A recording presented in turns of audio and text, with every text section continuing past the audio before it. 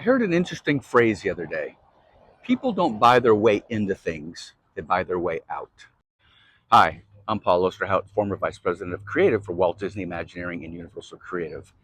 And speaking of buying, I don't buy the phrase people don't buy their way into things, they buy their way out, simply because it depends on the context where both can be true.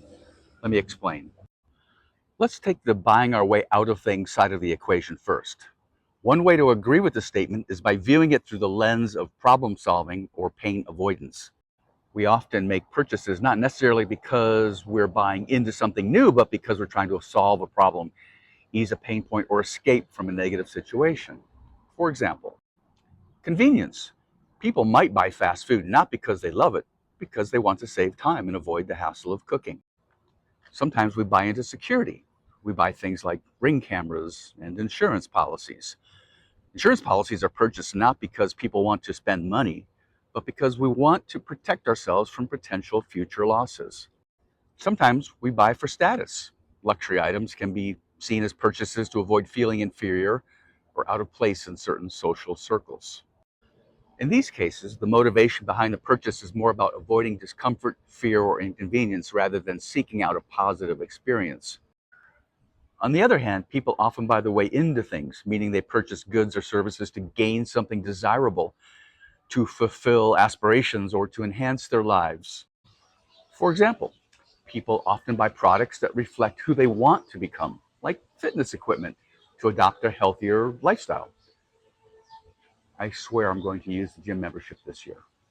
We buy experiences. Travel and entertainment are bought to create new experiences and memories, not necessarily to escape something negative.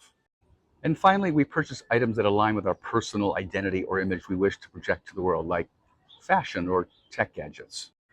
In this view, purchases are driven by a desire to acquire or enhance rather than simply to avoid or escape. So, whether people are primarily buying their way out of situations or into them depends largely on their motivations and the context of the purchase. Many purchases do involve a mix of both, seeking to avoid negatives while also acquiring positives. Therefore, both interpretations can be valid depending on the specific circumstances.